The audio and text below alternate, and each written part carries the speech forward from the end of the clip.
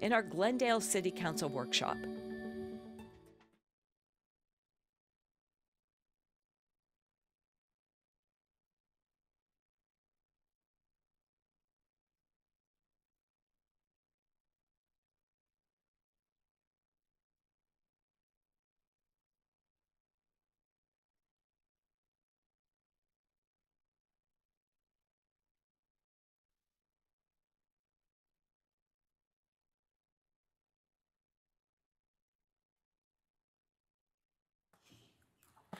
All right, good afternoon. Welcome to Glendale City Council Workshop Session, June 28, 2022. This meeting is called to order.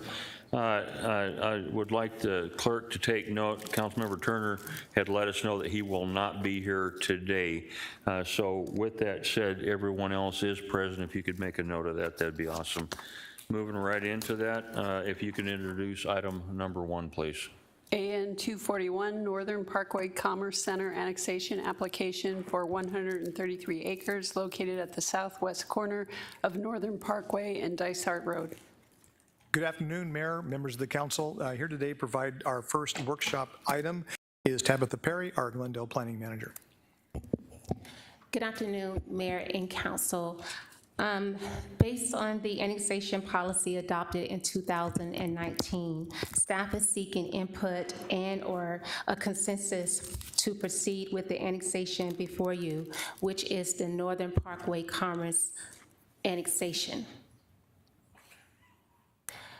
The subject property is approximately 133 acres in size and is currently located within the county's jurisdiction with residential zoning classification, which would allow for a single-family residential development. Upon annexation, the city applies the most compatible light zoning. In this case, it would be RR45, which also allows for residential development for a single-family residential. The applicant is proposing to rezone the property to a planned area development to allow for an industrial commerce center. The subject property is located at the southwest corner of Northern Parkway and Dysart Road, which is approximately 9 miles west and north of City Hall. Here's the annexation map, which shows that the subject property does abut city boundaries, and to the south of the subject property is property that is already located within the city. Here's an aerial map to give context to the subject property and land surrounding it. Northern Parkway will be maintained and controlled by MDOT, as Dysart Road will be maintained and controlled by the City of Glendale. Here is the current annexations map that shows the application, which is before you right now, in comparison to other annexations that are in the process or has been adopted by council. Here is a conceptual site plan exhibit that the applicant is considering. This is just conceptual. It's possible that the site could be developed with 2 buildings versus 4 buildings. It just will depend on what the market demands are. The subject property is within the Luke Air Force Base north contours of 65, 70, and 75. Luke Air Force Base has reviewed the initial application, has determined that their proposal will not be detrimental to the base. A preliminary fiscal analysis was completed with the assumption of approximately 2.4 million square feet of development, industrial development, would generate a positive net for the city, with one-time fees estimated at $9.6 million and a possible net benefit to the city estimated at $530,000 per year, excluding the one-time fees or revenues. Here's a bar chart just to look at it from a different perspective, using various different types of industrial uses. $850,000 would be generated in annual revenues. $320,000 in annual expenditures to include public safety, and also with the assumption of approximately a half a mile for a new lane on Dysart Road, which also will be maintained by the city, for a net profit to the city being estimated at $530,000 per year. Mayor? Go ahead. Thank you. What would the public safety consist of? We don't have any public safety units available out there for any kind of response. What was the dollar amount, and what would the public safety response be? Mayor, council members, it's for the automated gate system that we use for fire, and then Glendale Police Department will still service for police. The automatic aid? Yes, I'm sorry. But what is the dollar, what is the money for? Mayor. You said there's a cost to public safety. Yeah, let Mr. Phelps answer that question. Yeah, Mayor, members of council, this is just an allocated cost as a perspective. The council kind of wanted to see what potentially the costs are. So it's not, we're saying we're going to spend this amount here. It's an allocated cost of providing the services down the road. And just to give you, to acknowledge the fact that there will be costs to the city at some point, and this is the estimated amount based on that allocation model. Mayor, if I could. So the city's interim plan is to allow other jurisdictions to respond? Is that what the interim plan is? Mayor, members of the council, the plan has not changed for any of our annexations in the Loop 303 area. We have an automatic aid agreement that we work with, and we also then have an agreement with Maricopa County, with the Sheriff's Department, and we have our support services as well. And that's kind of consistently with how we've been looking at the entire Loop 303 area. Right, but the automatic aid, I mean, I haven't seen where there's been an actual cost associated with the automatic aid presented to us until now, so. Mayor, members of council, every one of our economic charts that we've had do show a cost, and in that cost of expenditures is an allocated amount for public safety in addition to, like in this case, the maintaining of the roadway. Thank you. Go ahead.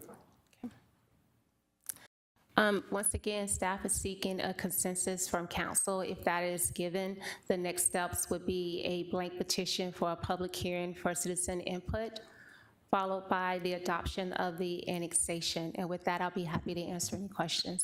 Any questions from the council? I do have one more, Mayor. Go ahead. Thank you. I cannot find the site plan online or in the handout you gave me. Is the site plan, where is the site plan? Mayor, Councilmember Tomachov, if you look into the narrative, it should be within that narrative. I don't see the slide, and I'm looking through the paper. Sometimes it's in the paper and not in the slide, but I don't see it there either. Mayor, council members, Councilwoman Tomachov, I'll be happy to send that to you so you can have a copy of it. If you just get each one of us a copy, it'd be great. Thank you. Thank you. Okay. All right. We have consensus? Yes. Okay. All right, thank you. All right, Ms. Barr, would you introduce item 2? Pension funding policy.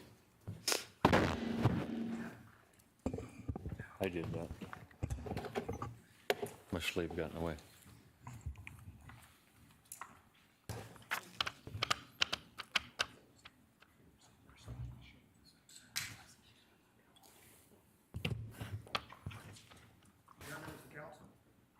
Mayor, members of the council, to provide our second item in the workshop is Lisette Camacho, our planning director, our budget and finance director. Just got your new job. Good afternoon, Mayor, members of the council. We'll pull up the presentation here in just a minute. In today's workshop, we're going to go over the updated PSPRS, or Public Safety Personnel Retirement System funding policy. Mr. Gibson, the city's Assistant Finance Director, and Megan Elgin, the city's Controller, will be leading the presentation today. With that, I'll turn over the presentation to Mr. Gibson. Good afternoon, Mayor, council members. The overview of our presentation, we'll first go over the background, then we'll talk about our pension funding policy, and then we'll have our time for you to give us any feedback and the next steps that we'll be taking. With that, I'll turn over the presentation to Ms. Elgin. Mayor, members of council, Glendale must comply with state statutes requiring the adoption of a pension funding policy for PSPRS. Council has seen this policy each year since 2019 when this began, and you'll see it annually each year going forward. And then the policy will be posted on the city's public website once it's approved. The policy must include the following objectives. The stability will be maintained for the required employer contributions, also the funding requirements when they'll be met, and the funded target ratio and timeline for reaching the target. And with that, I will turn it back over to Mr. Gibbs. So our funding ratio goal is to be 100% fully funded by June 30th, 2037. Based on that, during the current fiscal year, we issued the certificates of participation in July of this current fiscal year. We also plan to continue our 20-year amortization period, which we currently have 16 years left on that amortization period. We also plan on maintaining all required contribution payments for all operating funds. And as part of the policy, it requires that the City Council formally accept the assets, liabilities, and the current funding ratio of the plan. Currently, the assets of the plan are $616 million. The unfunded accrued liability is $33 million, and the funded ratio is 94.9%. Last year, or during the current year, as you may remember, the council issued certificates of participation, which allowed us to make a one-time payment to PSPRS to pay down our unfunded liability. With that payment, we were able to achieve a 94.9% funded level as determined through an updated actuarial report that was issued by PSPRS's actuaries. We also, under our pension stabilization, we have set up a pension stabilization reserve fund that has some restricted funding. It's used to address any future pension and unfunded liability needs. And we have a plan to set aside approximately $20 million from the savings that we achieved through the issuance of the COPS over a 2 to 3 year period. Currently, the ending balance within that pension stabilization fund is approximately $6.7 million. This, however, does not preclude the city from making additional contributions in future periods. And with that, if we have any feedback from the council, we'd be happy to take any questions at this time. Any questions from our council? Go ahead. Thank you, Mayor. I honestly don't remember. Do we normally hear the policy and vote on the policy on the same meeting? Is that how it's traditionally been done? Yes, that's how it, Okay. Mayor, council I can't member, remember. that's how it's been done in the past. Thank you. Any other questions? With that, you'll see a resolution on tonight's council meeting, and we'll look forward to your approval for that. All right. Thank very you. good. Thank you. Ms. Bauer, item 3, if you would. Downtown Glendale property disposition discussion. Mayor, members of the council, this item is at your request. We're bringing this to you for discussion today, and it'll be led by our Assistant Director of Economic Development, Jesse Peterson.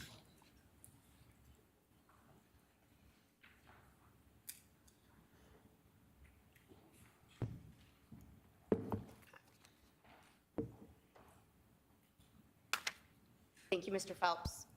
Sorry. Thank you, Mr. Phelps, and good afternoon, Mayor and Council. I'm excited to be here today with you to discuss the disposition of the city-owned property in downtown Glendale. As Mr. Phelps mentioned, this was at your request as a body. So I'm going to go through a brief overview of what we're presenting today. We're going to start with a little bit of background first as to why we're here for this discussion today. Then we're going to move into a summary of the disposition of city-owned real property policy. There will be a staff recommendation. Then we will go over the identified city-owned property in downtown Glendale that we're recommending as staff we focus on, and then a discussion and hopeful consensus on council goals and visions for downtown Glendale, specifically for the property that we've identified. First to begin, in December of 2021, City Council provided consensus and direction to move forward with the downtown campus reinvestment project. So with that most recent announcement that took place, we've seen some major interest in investing in downtown Glendale. And so that has not just been in city-owned property, it's been in private development as well, but we've certainly taken notice of the increase in city-owned properties that are looking far more valuable for investment. So City Code provides authorization to sell, lease, exchange, or otherwise dispose of city property for the best interest of the city, and that is determined by you as the City Council. On January 14, 2020, City Council adopted a resolution, that was R2004, the disposition of city-owned real property. That policy established the procedures for lease, sale, or exchange of city-owned real property. And this slide here just outlines what those 3 different procedures for disposition are in the policy. So that's a council initiated, that could be city manager initiated, or it could be an unsolicited offer for inquiry. The policy also outlines the 6 methods for disposition. So that would allow us to use a licensed real estate broker, to do sealed bids, a public auction, a request for proposal, so RFP or RFI, negotiated sales or leases, and exchanges. So with that information on what the policy allows us to do, our staff recommendation, again, based on what we're hearing from the open market, would be to issue an RFP for the following city-owned parcels, and I will show a map and show those in a little bit more detail on the next 2 slides. But that would be the former Thunderbird Lounge and adjoined suites, the former dry cleaners, the parking lots directly south of those facilities, and then 2 vacant lots at Grand Avenue and 57th Drive. Again, I'll show those in more detail on the next slides. It would also be our recommendation with the RFP to prioritize the development drivers as determined by council today in this discussion. And the city will follow the RFP procedures as set forth in city policy. So that would require us to advertise for at least 2 consecutive weeks.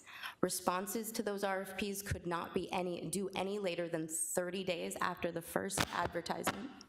The RFP would be mailed to all addresses within 150 feet of the property. However, our request as staff would be to put this out not only to the entire downtown and far larger than 150 feet, but to go through multiple different channels to make sure that we have advertised that this property is available for sale to as many folks as possible in order to get the best response we possibly can. And then the policy also requires us to put a for sale sign posted on the properties for the duration of the advertisement period. So again, based on open market inquiries and the interest, staff is recommending a focus on the identified properties. I put this map in here just so you can see from an aerial standpoint, when you look at downtown's core, it's specifically those 2 areas in red that are right there along Grand Avenue, just south of Glendale Avenue. Here are those properties in detail. You will see that number 1 through 4 are those parking lots that are just south. 5 and 6 identified are those vacant buildings. So again, most known as 5 being the dry cleaning facility, former dry cleaners, and number 6 being the Thunderbird Lounge and adjoined suites.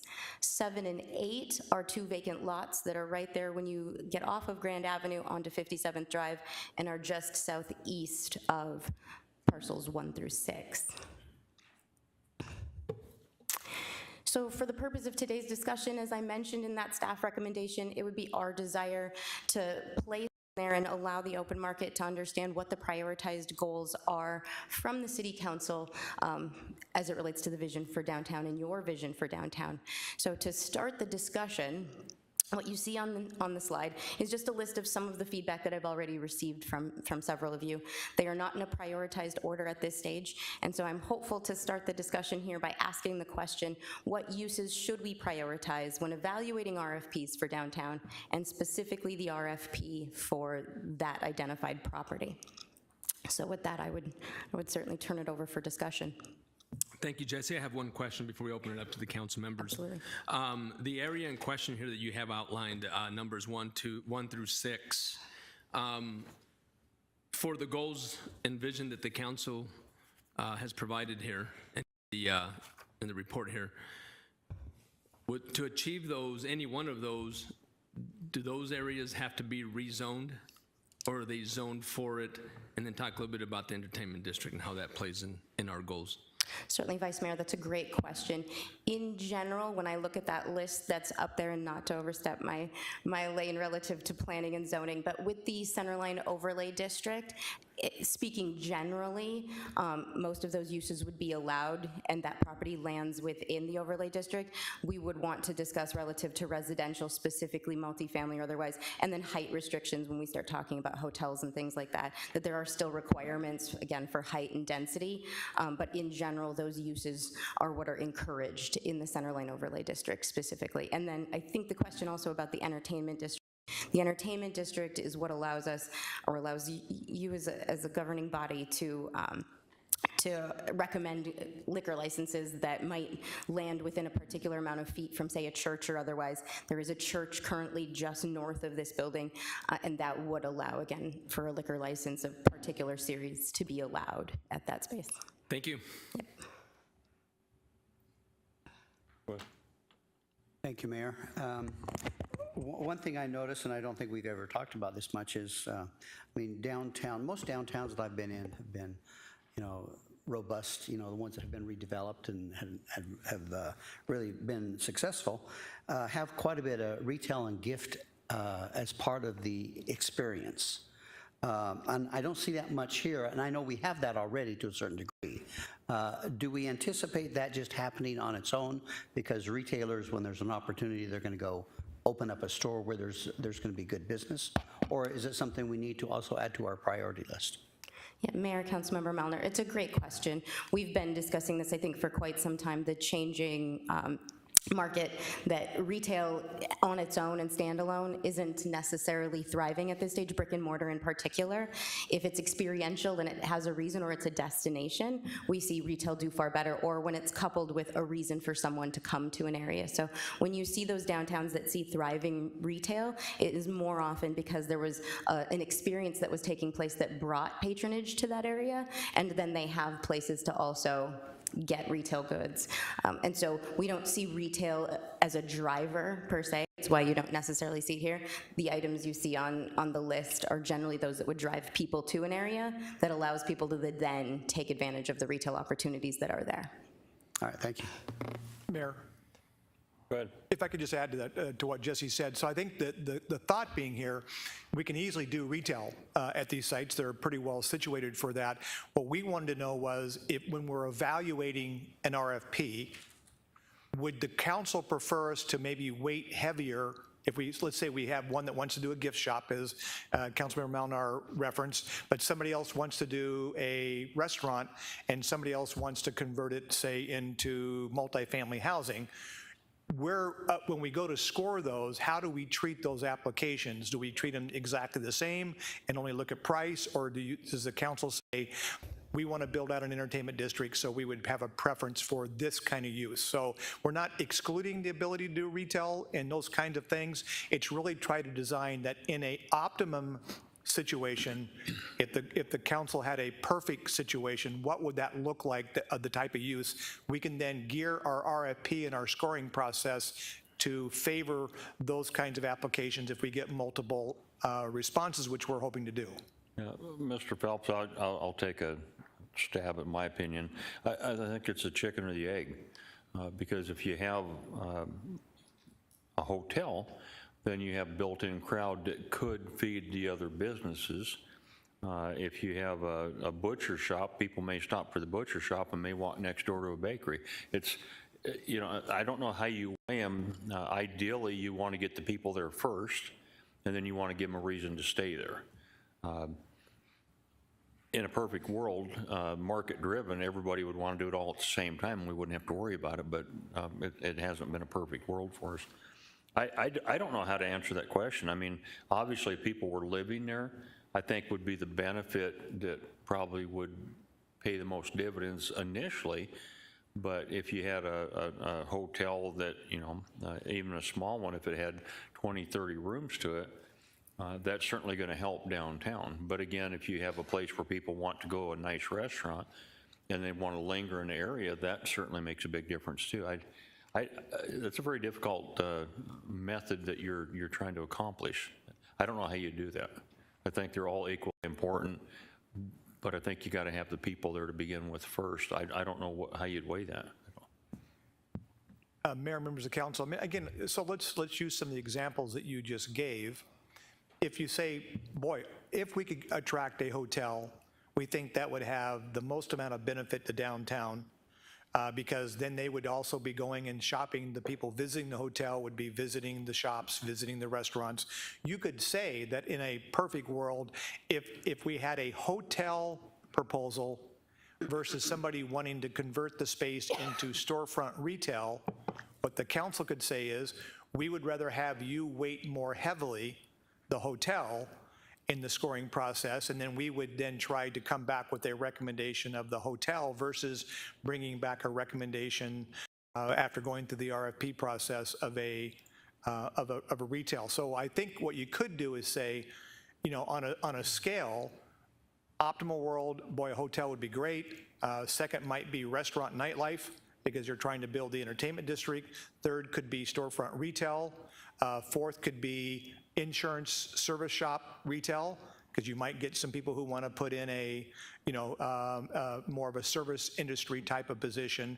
And then, assuming we get 4 or 5 different RFP responses, then at least in that particular category of scoring, the hotel would get more points than would if you say we really don't, having a dry cleaners isn't going to be highly beneficial. That would get less points in the scoring. So it's not a perfect science. Would try to just drive you what would be your most aspirational kinds of uses, maybe provide some input, and then we'll pick up on that. And then when we design our RFP scoring, we can incorporate that into it.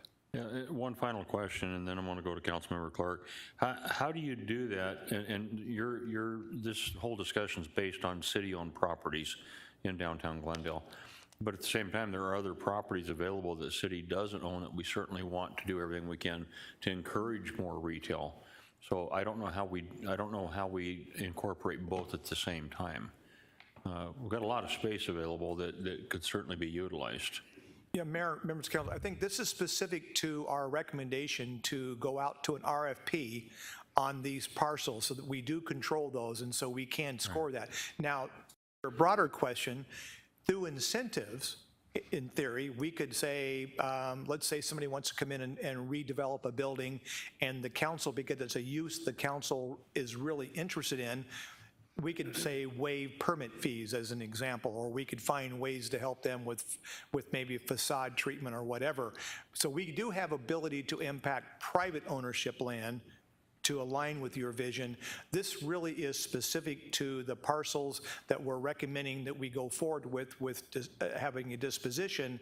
When we write the RFP, we want to make sure we align that RFP with kind of the council's overall vision. Yeah, Mr. Clark. Thank you, Mayor. I received a message from Councilmember Turner this morning, and he asked that I share it. So in the spirit of goodwill, I will read what he sent to me. And this, I quote, "I'm surprised to see staff is suggesting the downtown RFP be limited to just those few properties between the Thunderbird Lounge and the Desert Rose. Didn't we say we were open to proposals for city-owned property from 55th to 61st, Myrtle to Grand? Isn't that why staff sent us the list maps showing that whole area? I think we need to look at downtown Glendale holistically, not piece by piece," unquote. So I have done my due diligence and shared Councilmember Turner's message. And in response to his message, I think that if we bite off a lot at one time, it's going to become overwhelming. I think we need to target our approach, and I approve of targeting this area first and seeing what we can develop, since it is so close to our reinvestment in our City Hall campus. The city manager talked about being aspirational, so I'm going to be totally aspirational. May not be realistic, but nevertheless, I will say again for the 15th millionth time, we need to create destination space downtown. That is the single most important driver. If you get people to come downtown for periodically, we do that with Glendale Live, the music that we're offering. But it's targeted only to people who might be interested in music, and it doesn't necessarily translate into them patronizing other retail locations downtown. And I will just give you an example. I would like to see a priority being that we turn it into some kind of museum space. Just today, I got a survey from the Arizona Science Museum. And they had a whole series of about 10 proposals for traveling exhibits. Everything from dinosaurs to all kinds of different experiences that would bring a broad range of people to Glendale's downtown. I would love it dearly if we put something like a museum in part of that space, and that museum hosted something like the Arizona Science Museum or the Arizona History Museum or the Smithsonian, all of which have traveling exhibits. And that would bring people downtown on a regular basis. And that's what we need to do. So my priority and my wish list is that we concentrate on developing destination experiences to draw people to come to downtown. Thank you, Mayor. Mayor?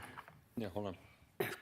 Thank you, Mayor. I think the mayor makes a good point. Well, one thing I wanted to say before, it doesn't have to be retail or restaurant there's a lot of downtowns where they have restaurant or entertainment or retail or other types of on the ground floor and then residential or hotel above that. So, it doesn't necessarily have to be just one thing. There's options for more than that. But when will Mr. Phelps mentioned that the council have an opportunity to prioritize, set priorities on scoring for this. So when will that opportunity be available? This is the pretty tight window, 30-day window for these bids. So, and we're getting ready to go into recess, so. Yeah, Mayor, members of council, Councilmember Tolmachov. No, we're not.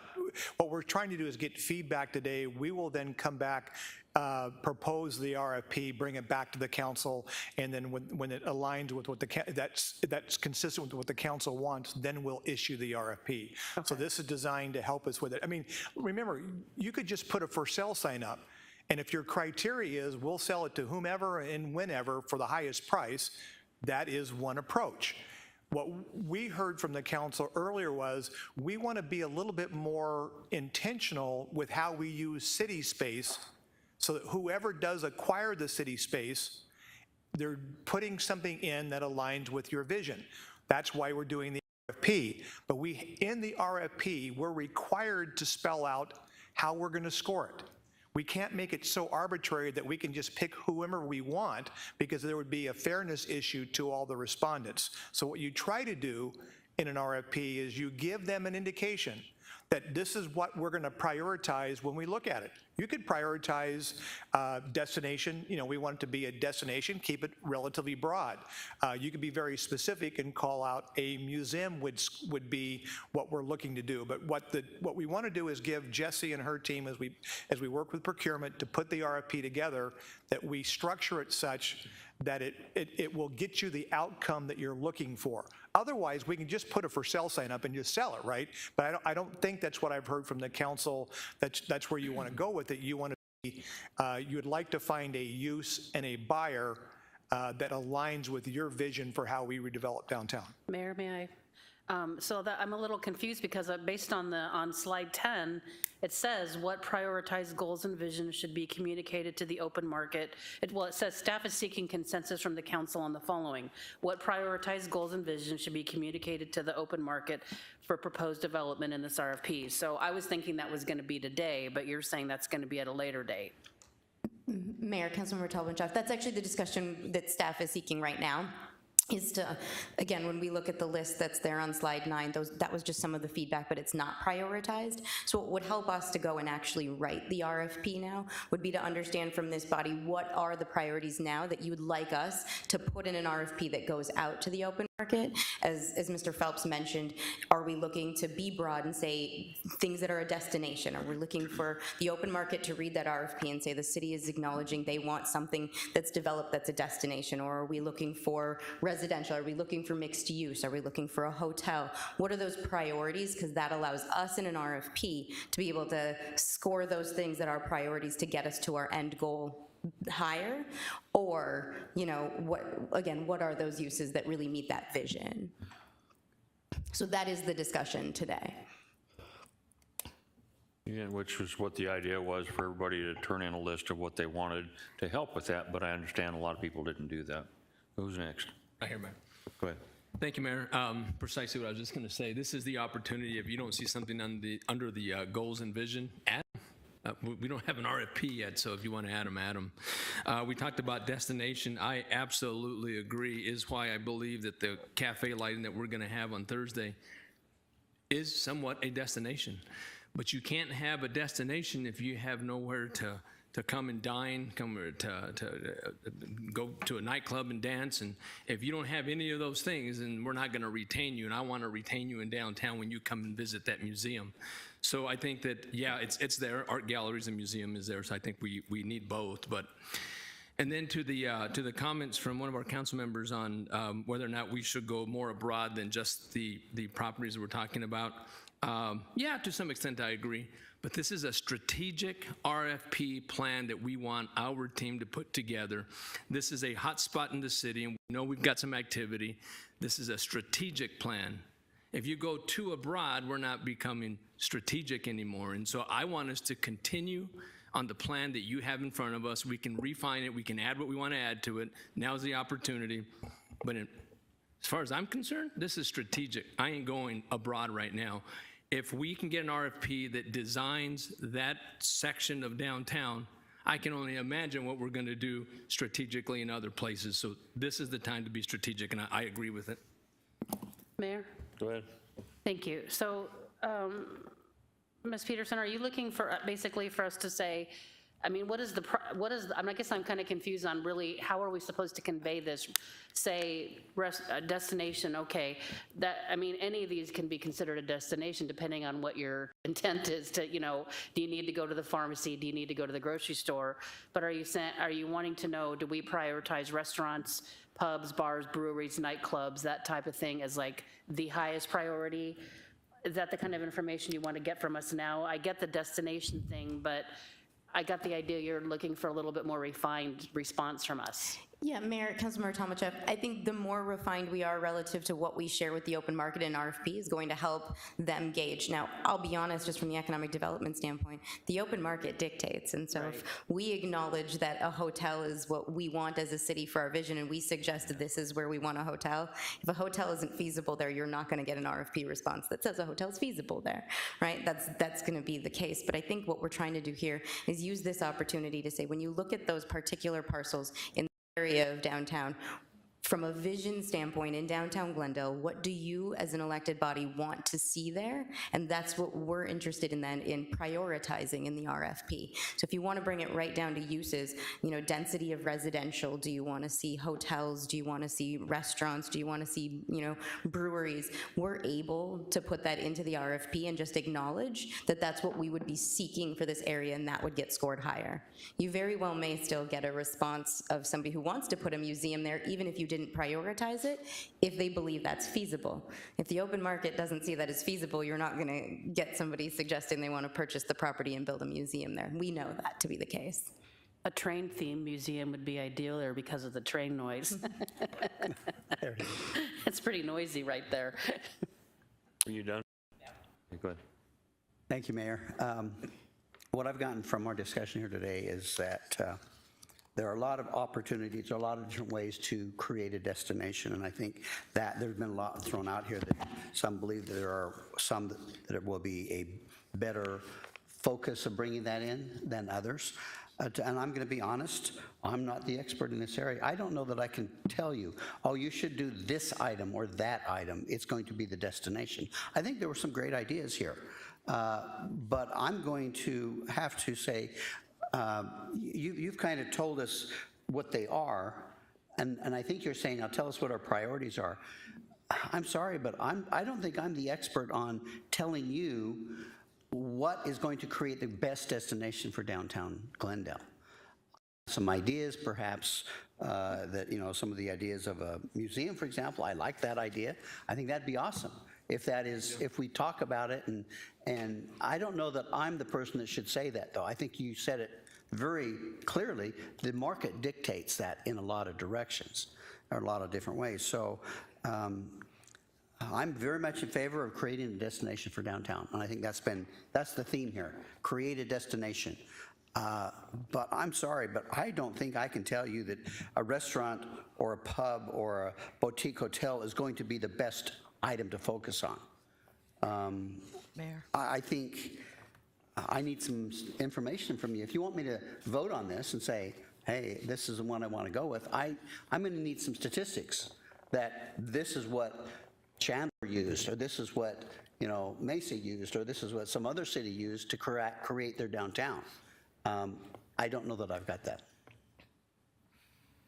Yeah, and I'm going to go to Councilmember Clark here in a second, but it really comes down to, if there's something that you would like to see in downtown, get it out there. I mean, if it's on the list, great. If it's not on the list, make sure that they understand it. Because bottom line, anybody that's wanting to be profitable, they're going to look at it, they're going to do their analysis, and they're going to make that decision whether they can make it or not make it. The last thing we want is for somebody to come in on something that we want, open it up, and then have to close their doors because they're not successful. That's a pretty major black eye. We don't need that either. Go ahead. Mayor, thank you. This is a wish list. It's a council wish list. Right. Staff is asking us which on this wish list deserves a greater priority, so that when they write the RFP, those that are at the top of our wish list will get more points than those items that are at the bottom of our wish list. And so I think you don't have to be an expert to convey what you feel is most important to bring to downtown. Because as Jesse said, the market's going to dictate what will come. But at least if we have prioritized and they get an offer, for example, for, I'm just going to pick out two things, a nightclub versus a restaurant. And we've prioritized restaurants higher than nightclubs, we're going to give more points to the applicant that has proposed a restaurant, and that may rise to the top. So I don't think they're asking for something that's too difficult to do right now. I don't think you have to be an expert. I think what we're conveying is our vision for downtown. What elements do we want to see in this critical property just south of City Hall? What do we want to see locate there? Will it come? Maybe, maybe not. But at least we've told staff what's most important to us. Thank you, Mayor. Mr. Phelps. So maybe I can help you out a little bit on the, I think Councilmember Malnar brings up, you know, I mean, a good part. And certainly from an econ development perspective, we have our thoughts, we think, from knowing what the vision of the council is for downtown, but obviously we want this to be the council, you know, not our vision. But let me give you an example to help you kind of think through this. So remember that the city is going to be pretty vested into the strategy of creating destination live entertainment 3 to 4 nights a week, 52 weeks a year, okay? So let's just envision we get 4 proposals on this site. They all want to pay the same exact amount of money for the site. One of them is they want to put a vape store in. Another wants to put a collectible store in. A third wants to put in a trucks warehousing store where they do distribution from. and the fourth puts a restaurant in. Which one fits your vision better? I would say, from our perspective, a preference toward food and beverage operation is probably more consistent with the direction the council has been indicating they would like to see the city downtown go. So then you might want to say, in that particular example, we'd be able to create a scoring system that would favor everything else being equal, that the proposal we would enter into would be that of a restaurant. And the reason why I say that you may want to consider that is, let's take Haas Murphy, which I think has been very successful in downtown. If Haas Murphy was the only restaurant in downtown, they would not be as successful today as they are. Because what you'll see at Westgate, what you'll see on Bell Road, is that when you have a lot of restaurant opportunities, it tends to attract a lot of people who want to go out and eat. So in Peoria, the P83 does well. A lot of restaurants in the P83. So I would say in this particular case, Councilmember Malnar, you could say, knowing what our vision is with the amphitheater investment and what we want to do with events, things that would align with that vision might score higher. Again, no offense to a collectible store or to a vape store, but they probably won't have the same positive impact as if you had a really nice restaurant that is attracting clientele down, that after they go one night to their restaurant, sees Bitsy Mamas or sees Cuff or one of the restaurants, says, you know what, I think next time we're down here, we're going to go there. So I think that's kind of where we were going with that, Councilor Malnar, is what would you, maybe it starts easier, what wouldn't you want to see? And then that'll help narrow some things down, and then you start looking, how would you prioritize? And it can be still pretty wide, but that's where we were going with this. Mayor? Thank you, Mayor. That makes a lot of sense. Thank you for that.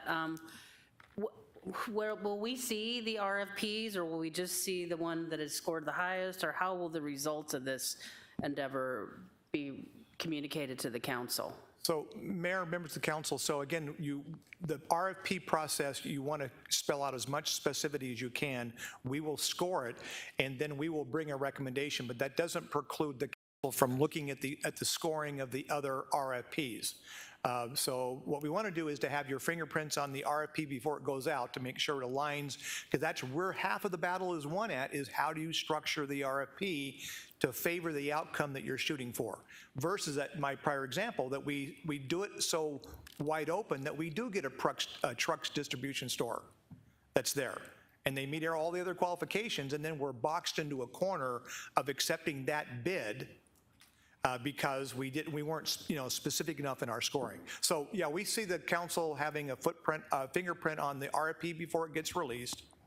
We have to score it independently. That's very careful in procurement law of how we do that.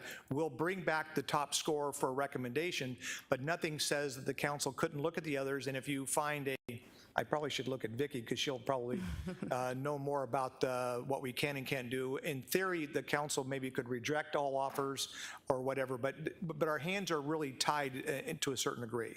Mayor? I've seen RFPs where they're written where it says that that it needs to fit the vision and character and so I mean there are ways to kind of wordsmith it where there's a little more subjectivity to the analysis of the RFP. So thank you. And Mayor, members of council, a couple other thoughts then. We're thinking about this, and again, we're trying to give Jesse direction on how to structure this. Do you want to favor a applicant who wants, let's take the Thunderbird Lounge and the dry cleaners.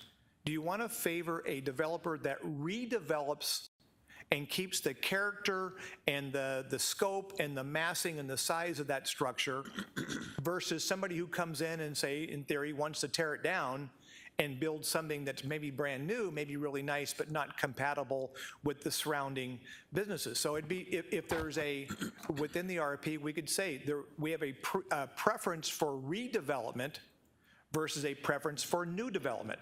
They both can be good things, but they may have a different impact on the surrounding neighbors. And if I could just speak quickly to Councilmember Turner's question, we did talk about this. Again, we wanted to bring a recommendation so that you could then say, no, we don't like this recommendation.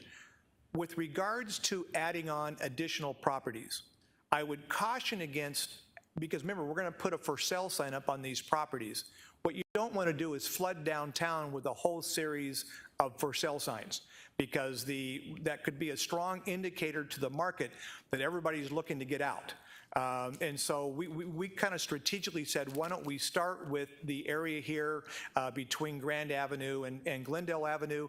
We get some traction, get moving forward there, and then nothing says that we don't then identify the next couple of parcels that we want to go after. But that was just, we talked about it a lot internally, and our recommendation was there's some downside to just putting it all on the market all at one time, just because of what the signal might be to the market that there's something wrong in downtown.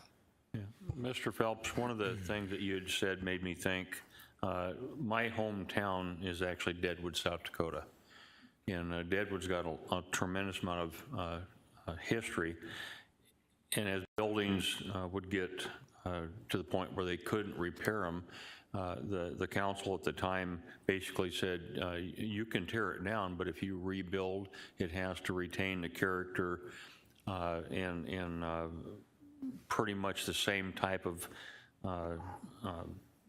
structure and everything that was original. It can be brand new modern with great AC and everything else, but it needs to look old. So I would think in this area that we're talking about specifically, we'd want something, if it was torn down, to look similar to the adjoining buildings, keep that same character. But Mayor. Go ahead. So Councilmember Turner's not here, but he obviously sent a message through Councilmember Clark, and just to his defense, he has a point there, and I think just going forward, not speaking for him, but now that I heard him, staff could have just at the top of this meeting in this presentation could have said why you weren't adding the rest of the buildings and properties around, and you just said it. So had you said that in the beginning, I don't think you'd have gotten that email. It's not a big deal, but I think that's what Councilmember is saying, is just tell us why you didn't do what we asked, period. Thank you, Mayor. Okay, let's try to get back on track. Go ahead. Yes. Okay, I'm going to just put it out there. Taking your list, and I'm prioritizing based upon the 8 categories that you've provided. Obviously, for me, number 1 are art galleries, museums, because I strongly believe that a destination location is critical. Second would be a restaurant. Third would be a boutique hotel. Fourth would be pub, bars, or breweries. Fifth would be residential. Sixth would be nightclub or a venue. 7, bakery. 8, grocery, pharmacy, because you need downtown people before you even consider asking for those. With regard to redevelopment versus new development, I'm open to either, but with a stipulation on new development as characterized by the mayor, that new development retains the architectural, I don't know what word to use, but the architectural flavor of existing downtown. So I'm open for either new development or redevelopment, but the new development has a stipulation that it must retain the architectural feel of downtown. Thank you. Mayor? Yeah, hold on one second. So where you have bakery here, if that was added sort of like specialty food shops, so maybe it was bakery, cheese shop, butcher shop, so you could just kind of have a category of small shops with specialty food items. Yeah.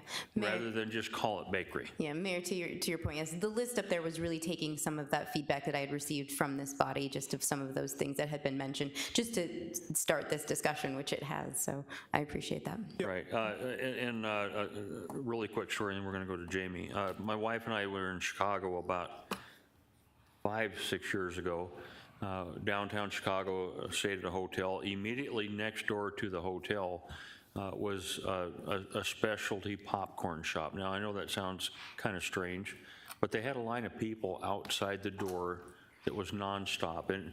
And so I like cheese popcorn.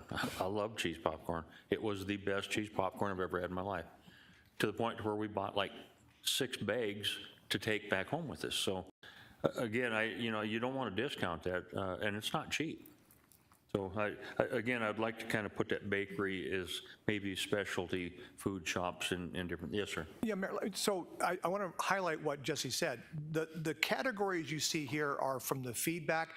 There are a lot of other categories. Like, for example, what's your feeling about office? What if somebody says, I want to come in and build an office building? Okay, then we haven't talked about retail.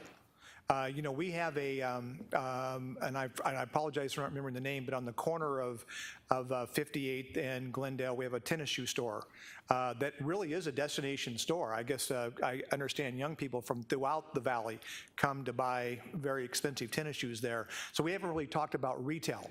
But again, I would say, you might say destination retail or experiential retail would maybe score higher than more traditional retail. But you probably should be thinking in terms of office uses, retail uses. Just think of all the categories that are out there and see, are there some that you would prefer to see over others, and then provide that feedback. Thank you, Mayor. I agree with all of what you have here, and realizing that come from us, and you're gonna add others. I'm not gonna ask you to prioritize them in any numeric way. Rather, do your research, find the data that supports which one should be priority, and bring that back to us. And so the Councilmember Malnar mentioned that process. So if a pub and bar is the highest priority because you've gone out and done your research and the data says that, then I think we need to listen to that. And so that's what I'm asking you to do. I'm not going to give you a priority. Thank you, Mayor. So that just made me think of something totally different. Pub and bars might be great in the evening, but they probably don't work very well at 9 o'clock in the morning. So that's the other side, is do we want a daytime downtown? Do we want a nighttime downtown, or an all the time downtown? I think that's the other thing that we have to kind of figure out. What do we want? We're looking for just a nightlife altogether, or something for people to utilize all day long and in the evening. I think I don't know how we actually can prioritize that. I almost think that you almost have to put this out there and then let commerce decide what works for them. So Mayor, I may be challenged back with the question of, do you want a daytime and nighttime activated downtown? I know it sounds probably like a facetious question, but we want both. I want both. And so I think that's really what the exercise here is acknowledging. I will just give you guys, just so you understand, part of the benefit of this discussion in the open market, hearing this, when we have folks come to us interested in developing, usually the first question they ask, especially in downtown, is will council support this use? Will the city support this use? And under these circumstances, because it's city-owned property, you're going to have to support the use of anybody who purchases it, because in the end, that's your decision to sell this property. And so part of this discussion happening here really is to let the open market know what you will support. And so we're happy to go out with an RFP, and from what I've heard here, acknowledging destination, retaining character, so we can prioritize just and create that general list. I think the acknowledgement in the open market wants to know, if they come and put in an RFP and they're going to take the time to put a proposal in, that this body will support them. Thank you, Mayor. Do you, because there are some retail uses that are in their own right an attraction. Probably a lot of you have been to a Rocket Fizz type of store in a downtown that generates a ton of traffic. I mean, those places, people wander around in there. They've got all kinds of candy from when you were a kid, and just, I mean, it's a lot of, and the weird like dill pickle sodas and just all kinds of weird stuff. But so there are some kinds of retail that are a destination in and of themselves. But where's the RFP gonna go? I mean, would we like literally reach out to places like a Rocket Fizz and places that generally locate in redeveloping downtowns? It's kind of their niche. Do we just post it, locally, or are we going to like seek out specific uses that we think really may generate a lot of foot traffic and a lot of excitement in downtown? Yeah, Mayor, Councilmember Tomachev, it's a great question. So our intention is to spread the RFP as far as we can. Having a prioritized list from this council of what you all would support in an RFP proposal is going to help us in our outreach. So if I'm hearing that destination specialty retail is something that's of interest, we would certainly then seek that out by making sure that people in that industry are aware of the RFP. Okay, thank you.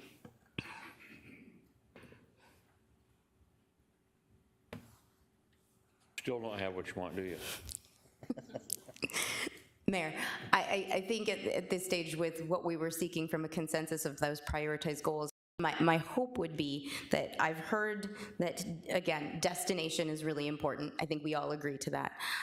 I've heard restaurants, I've heard that hotels, for us to put together a prioritized list, I'm happy to go and do that and take the direction that we're gonna do that from a professional standpoint and provide a draft of that back. My hope would be that then there's an understanding from you all that that was the direction given to me, and if you have some new thoughts by the time we bring up the RFP, we just want to acknowledge that time is also important. We want to make sure an RFP does hit the street at some point. So you're saying speak now or forever hold your peace. Okay, council, all good? Let them come up with the list off of what we've already given them. Yes. Is that a consensus? Yeah. Okay, there you go. Thank you.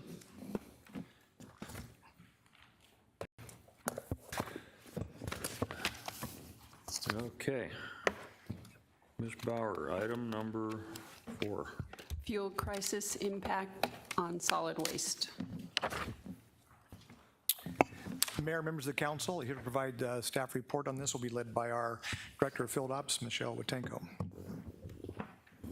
Thank you, Mr. Phelps. Good afternoon, Mayor and Council. With me today is Mike Carr. He's our Deputy Director over solid waste and landfill. But this isn't just Mike and I.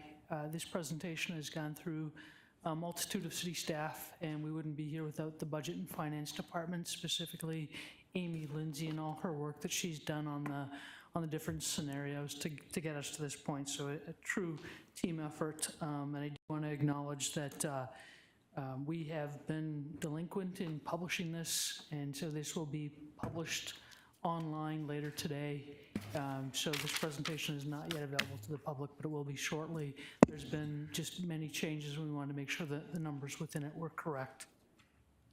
So in the presentation today, we'll go kind of through the background, where we've been and why we're here, the current council-approved rate plans, the trends we're seeing, and our recommendations for solving this problem that solid waste specifically is experiencing. If we look back, Mayor and Council, we were in front of you in November of 2021.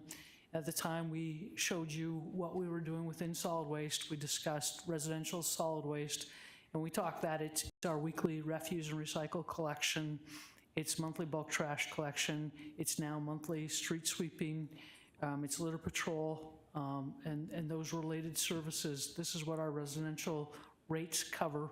And in November of 2021, we came to workshop. We showed you our recommended 5-year rate adjustment that was subsequently approved by council. And the first adjustment of $1.75 was effective this past February. And council did approve then upcoming adjustments, $1.25 in 2023, $1 in 2024, $1 in 2025, and $90 cents in 2026. And that's what's been approved, and I think that's important just because we're going to show you some recommended changes to that. When we did this presentation in November of 2021, we did show this graph here. The bottom line in purple is our capital. That's our capital expenditures by year. And then the blue is showing our total expenditures. So total expenditures is operating plus capital. And then the orange showing revenues. And so there was a planned drawdown of balance, so we were not recovering our expenditures. So our revenue was less than expenditures in 2022 and in 2023, but the plan was through the 5 years we would recover that. Solid waste is not just residential, it's also got a commercial component. These are the businesses we serve, and it's also government facilities. So service our own city facilities with our commercial. In January of 2022, we did present a 5-year rate adjustment. The first adjustment of 10% was effective in March of 2022, and council did approve the following rate adjustments upcoming in 2023 of 8%, 7% in 24, 5% in each of 25 and 26. That's for the front load, and these rates are based upon the size of the container and the frequency of collection, so it's a rather complicated rate schedule. And then roll off, which has 2 components. It actually has the delivery pickup fee, as we call it, a pull charge, and then disposal per ton, and that's showing what we actually approved at that time frame. I'm now going to turn kind of the presentation over to Mike Carr. He's going to go through what's changed and then our proposed solution to these, our recommended solution for each of these. Yeah, thank you, Michelle.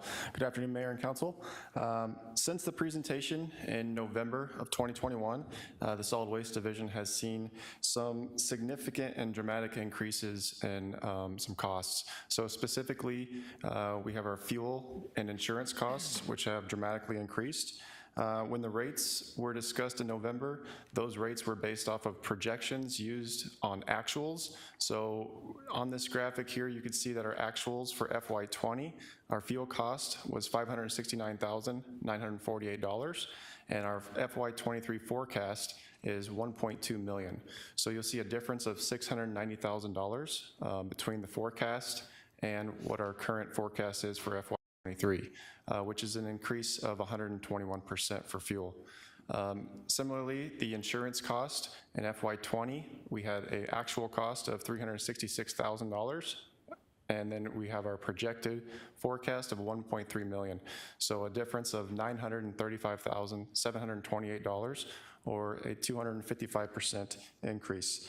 While I just discussed the impacts of fuel insurance, we have seen additional costs associated with the inflation, and those were in areas including parts and maintenance, salaries and benefits, and additionally we've noticed a delay in revenues. So we had forecasted 4,900 homes to be built, and home completions were typically ranging 6 to 8 months, and now we're seeing home construction ranging from 18 to 24 months. So to date, we've only seen 25%, or about 1,200 of those homes come online. So our revenue is directly tied to the number of homes that we service.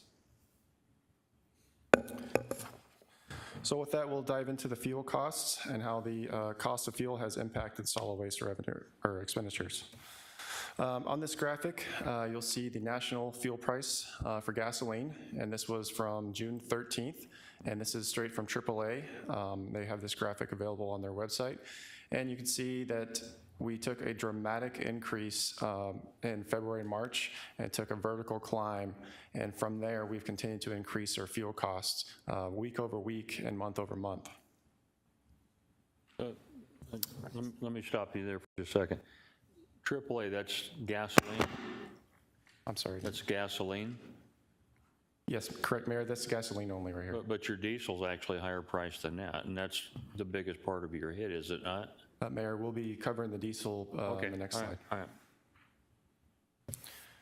So this slide shows the diesel prices. As you know, solid waste primarily runs on diesel fuel. So this is the West Coast diesel price, and this is excluding California's price, so it's pretty locally orientated to our region. And what you can see here is that November of 2021, when the rate increase or the rate discussion came to council, the cost of fuel at that time was about $3.86. And then now we saw that same spike. This graph very closely follows the previous graph, but you saw the same spike in March where it took a vertical climb due to inflation, and we continue to see the prices increase. And this rate was taken about a week ago, and it was at $6.02 per gallon. And so that increase actually over that period equated to $2.16 per gallon. So this is a chart showing the impact of our fuel costs, and you can see on there the actual costs that we've incurred from FY18. And so we were pretty consistent and maintained a consistent amount of cost for fuel, and mileage was very consistent over that time frame as well. And you can see on there that FY22, we only incurred an increased cost from March until current June, and the cost, our estimated expenditures for FY22 is $958,955.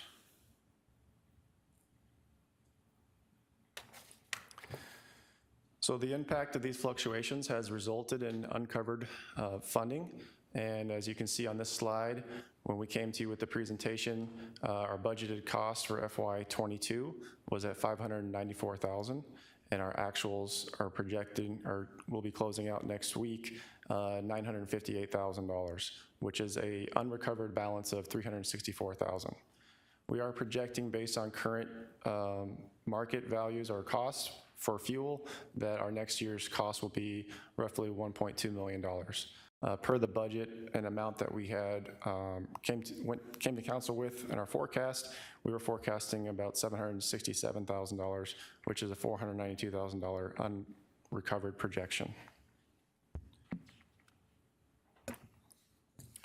So based on these unforeseen expenditures and unprecedented inflation that we have seen, the division has worked closely with finance to evaluate several options and look at how we can cover the shortfall that we've seen in FY22 and our projected shortfalls for FY23. A temporary fuel surcharge could be implemented, and that would be evaluated annually during the budget process. The temporary adjustment would be $1.54 per household per month, and it would start in September of 2022. Mayor? Go ahead. I just don't want to let it go further beyond this because it says the $1.54 per household, but what about commercial? Are the regular residents expected to cover this shortfall solely, or is that going to be assessed on commercial customers as well? Mayor, Councilmember Tommelchoff, we do have a section for commercial, so we are not, this is not including any commercial services. Okay, well, the 3% is commercial, right? Total 3% overall, so I'm going to want to know what is the percentage being increased to residential as opposed to commercial, to make sure that the residents are not absorbing more of this than commercial customers. Thank you.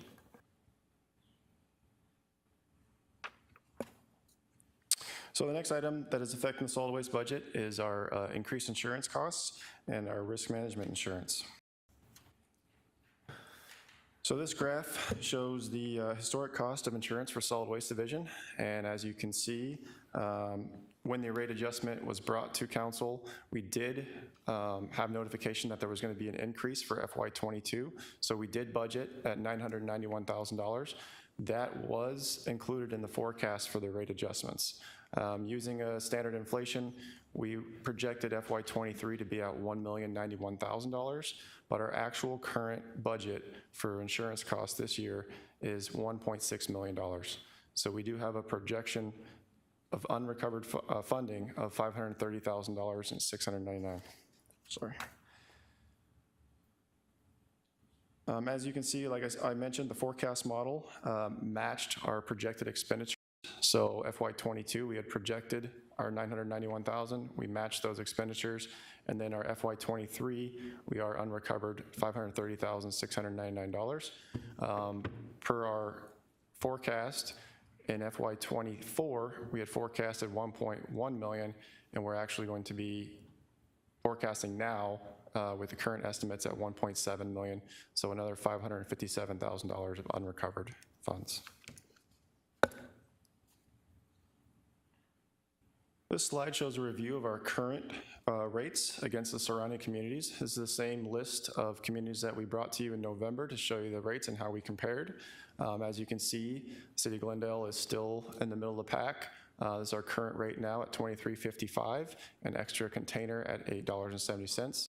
As Michelle mentioned, we do offer additional services, including our monthly bulk trash, monthly street sweeping, litter patrol, and our illegal dumping team. A recommendation that solid waste is making is to alter the timeline of the approved council rate increases. So what this would look like is the rate increase for January of '23 and January of '24 would be combined, and then implemented in September of 2022.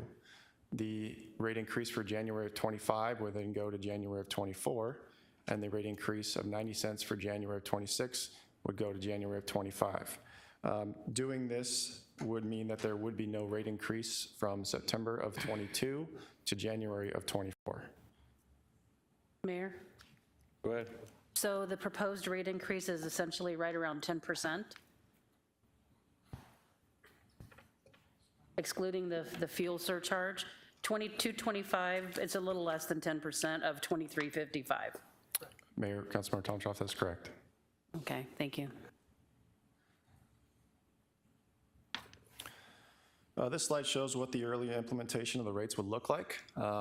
As you can see, we have the council-approved rate adjustments on your left side with the approved rate that would be going into effect per the currently approved schedule. And on the right side of that is the recommended rate adjustment. As you can see, it goes to 25.80 as would be the rate in September of 22, and then continue to take the increases that were already approved. The ending balance or monthly amount would be 27.70. So in both scenarios, the ending amount would be the same.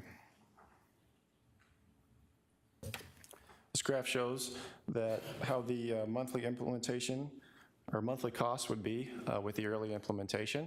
So we are still far underneath Mesa, Tempe, and Phoenix at 25.80. And then we do have our additional container fee going up to 11.26 for the additional container, which is still in line with the previously council-approved rates for the additional container. Mayor and Council, as shown in the previous slides, our rate is projected to be at 27.70, and that still places us below Mesa, Tempe, and Phoenix, even when we do complete that those additional raises by 2025, or 2025. Again, this is a reminder. This graph shows that we were expecting to have a negative fund balance and draw down our fund balance in FY22 and FY23, and then we had anticipated recovering funds in FY24, 25, and 26. And as Michelle mentioned, the purple line on the bottom is our CIP. This graph represents our current estimated expenditures. So it's the same graph as before and just laid over our actual current expenditures over top. And as you can see, we have a much greater deficit in FY22 and 23, and then we do not recover over our expenditures and continue to increase our fund drawdown. So while we have highlighted a problem for our fund balance, we also have a solution in mind, and we do have an existing maintenance of effort loan payment that is being made from the general fund to the solid waste fund, and I'd like to detail that for you right now. So as I mentioned, there's an existing payment. The payment is scheduled annually, and it's approximately $200,000, and that's being made from the general fund to the solid waste fund each year. In order to fix the fund balance drawdown, a one-time advancement of $1.8 million from the general fund would be paid towards solid waste. And then in FY22, it'll actually be on the council agenda tonight for your review and consideration. After that, we would have a payment in FY23 of $385,000 and a payment in FY24 of $390,000. The remaining balance of that loan would be $825,000, which would be paid off by FY28. And then just as reference, it would save us about $75,000 to the general fund in interest savings. Thank you, Mayor. I did ask this question after your presentation. I asked Budget and Finance, how does this happen? How does the wrong fund balance information be assimilated into a rate discussion? And I just want to read the answer to the question. Regarding your question why solid waste did not have an accurate fund balance number last November, they were working for preliminary number from before the year end closed on June 30th, 2021. Once everything was posted, the audit was completed, the number was lower than the preliminary number Staff, the number was lower than the preliminary number. Staff has been asked in the future to update preliminary numbers used for rate modeling once the year end is finally closed. So this was the year closed on June 30th. We had the rate discussions in November, quite some time later, and we did not have the correct information when we were analyzing rates. So I just want to make sure that people are aware that's what this is intended to fix, right? Mayor, members of council, Councilmember Tomachoff. Again, it takes time to close out the books, so we're going to try to tighten down the process. But the problem that we're trying to address here essentially is that number has an impact. The biggest impact is the fact that we could not foresee the fuel increases that we had, and we had zero control on the stopgap insurance. Both of those were added up to a significant amount of money that has put us where we're there. So yes, the having a different number had an impact, but even if we had done that, even if we had the correct number there, those two items, the fuel increases that we're seeing, which are unprecedented, and the increase in our stopgap insurance, that was also unprecedented. If we go back the last 15 or 20 years, you can't see that type of rise. That would still have forced us to come back and to make an adjustment. I just want to add one thing. So the payment of $385 and the payment of $390 instead of the normal $200,000 is designed so that when we end 24, we get to the council's adopted fund balance. So you have a fund balance policy, and right now we're continuing to go under it. If we only did the 1.6 million additional payment and we didn't do the additional 385 and 390, we would still wind up in 24-25 with a fund balance less than what the council policy is. So what we're trying to do is move over time over the next 2 or 3 years, move it to where we get to your adopted policy. And so our recommendation is, again, would be the additional 1.6 million, which you'll be acting on potentially tonight. And then we would forecast in our budget forecast a payment of 385 and 390 as outlined for our forecast. Mayor? Go ahead. May I? Thank you. And I understand the risk management and the due to COVID and all of that. That cannot be an isolated incident just in solid waste. We had COVID cases citywide. So is this going to be coming back to us? I mean, I know that there, other accounts are, we can use general fund money for this account too. That's a council policy. We can change that. We can make an exception to that. We can do other things with finances besides pushing this all on the ratepayers. There is a discussion that part of this is including a fuel surcharge. So this is not entirely based on fuel. This is also based on some errors or moving the rate discussion forward before we had all of the information.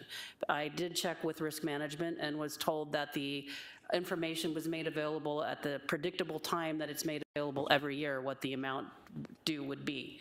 So we made these rate adjustments with assumptions, knowing full well that we were a year and a half into COVID, that we had many illnesses, many sicknesses, and that we had a death, at least one that I'm aware of. I just don't want to do this again. We really have to time these discussions where we are fully informed before we make these rate adjustments for residents. The rate adjustment, actually, I was just looking, is a $1.75 rate adjustment in February, and then another $2.25, you're talking, that's $4 rate adjustment. That's way more than 10% even. So, I mean, it's not the residents' fault that we didn't have all the information and that we didn't clearly convey to them what we needed to do to figure out the right amount of rate adjustments. So some of this is attributed to fuel, absolutely. I don't think any other cities are doing a fuel surcharge right now that I'm aware of. I did ask that last week and I haven't seen anything. I've been kind of watching for that. I anticipate probably some will. But this is not just based on fuel. This is based on not having the correct fund balance information and also not fully understanding what the impact's going to be to risk management, how much we're going to have to put into risk management to pay out the workman's comp cases that we're having. And this, I'm sure, is going to be something that's happening in other funds besides the solid waste fund. So, I mean, I understand we are where we are, we have to do something to fix it, but I just hope that we don't end up here again, that we don't have these rate discussions without having all the information that we need council to determine where we should be with rates, and then say, well, we made a couple mistakes, now we're gonna have to do another increase, and we're gonna have to escalate all the increases because there were some errors made. Thank you. Mr. Melner. Thank you, Mayor. I just had a couple of questions and then some comments. First question has to do with our insurance and our risk management. You know, you've mentioned that there's been huge increases, and I think the public would like to know exactly what those increases are and where they came from. So I don't know if we can have somebody come up and address kind of why is there such a huge increase in insurance? I know my insurances for my cars and my business went up, but not to this level. Good afternoon, Mayor and Council. I can address that, and I do have our manager with us here to, if there's more specifics that are needed. But when we think about the insurance, what we're focused on, we have got two sides that we're speaking about here. One side is the risk side, the property, cyber, liability side.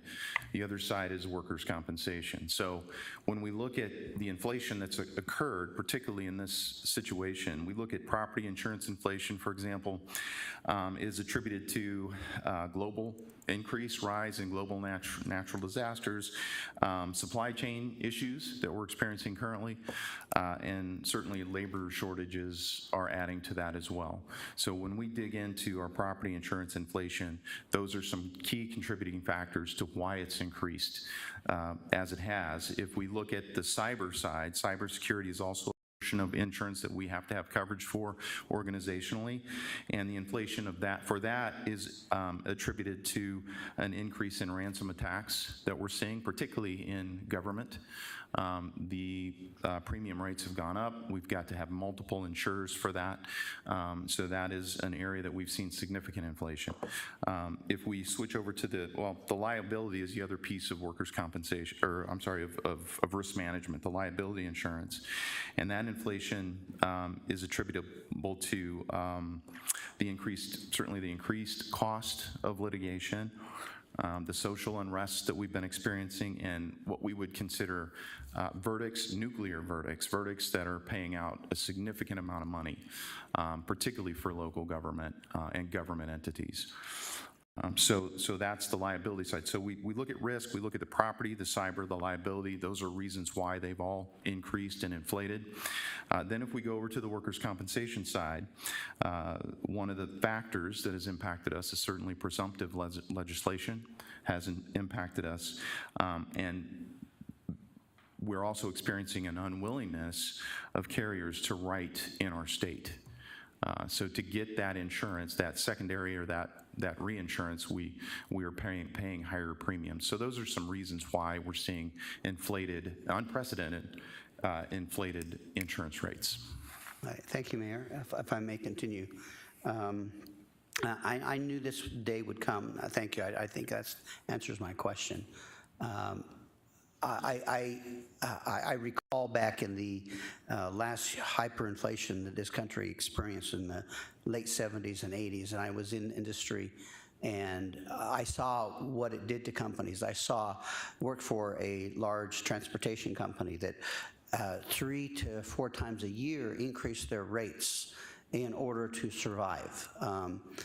And I knew this day was coming. I dreaded to see us have to discuss it, because this is not going to be the end of our discussions regarding increases in budgets due to inflation. We have passed a budget based on what we thought was going to happen, and we had inflationary impacts there, but they may be low. I hope they're not, but I know this is not the end of it. And I have to applaud staff a little bit. I disagree with some of the comments that have been made. You know, I don't think it would have mattered whether or not we had higher numbers in November. It would have simply meant we would have had higher rate increases. We had what we had. We didn't know exactly what was going to happen in the world. We didn't know the inflation. We didn't know the fuel was going to raise so high. And we're only talking about 2 elements here. We're not talking about the other inflationary impacts. Well, we may be. I guess they're included in there. But the main ones that we're talking about today are fuel, which, again, I anticipate, and I really appreciate the fact that you're calling this temporary. because I don't expect fuel rates to stay high. I think there's going to be some adjustments in fuel rates. It's my hope, it's my prayer that that does happen. But I do believe it will happen. We've seen it happen several times in the past. It's never risen to this height of inflation and cost, but I think there are factors in this government and in this country. We haven't seen these kind of increases in other countries. It's mostly here, and it has to do with our own supply and demand. And I think that supply and demand will change in the future, and I hope sooner than later. I don't know when that's going to happen, but I hope it does, and that's why I appreciate very much the presentation, given these are temporary increases. The other thing I would very much appreciate is the fact that we are not increasing rates over what we said we were going to do with our 5-year plan. And I hope that holds steady. And I hope we don't have to come back because inflation continues to grow into the 25 and 26 budget years. But I appreciate the fact that we are not raising rates beyond the 5-year plan. We are escalating them, but had we had the correct numbers last November, we probably would have escalated them then instead, and we wouldn't be having this conversation. I agree with that comment. More accurate numbers then would have been better. But at the same time, I believe we're doing the best we can, and I really did not look forward to this discussion of having to do this because of inflation. I think the community understands we're having major inflation, we're having major increases in a lot of areas. I know the one thing that I would ask staff to really look at hard is to look at seeing if there are areas within their budgets that they can reduce, even in these inflationary times, whether it's savings in labor or whatever, to try to accommodate this huge increases that we're seeing in our budget. So anyway, with that, I just want to say I believe the plan that I've seen so far, I think it really does address the problem we're facing. And so I'll just leave it at that. Thank you, Mayor. I sitting here thinking about when Mr. Hugh and myself got elected several years ago, we were dealing with a very, very severe problem from a previous council that had to make these same type of decisions that didn't make them quick enough. They made them. They just didn't make them quick enough. As painful as this is for us to deal with this today, I still think we're far better off dealing with it today than we are waiting a year down the road and then getting the city into a major problem. I'm not saying what the council did previously did it wrong. They did the best they could with the information they had at the time. I think it takes a lot of guts for you to come to us and say, hey, we got to go up. We don't have any choice. And I think it takes as much guts for this entire council to go, yeah, we get it. We're all dealing with this in our own ways. So I don't like the fact that we're raising our rates. I guess if you try to find a silver lining somewhere, well, we didn't raise property taxes. Now, we may have to do that next year if this thing doesn't turn itself around, but we didn't have to do it this year. So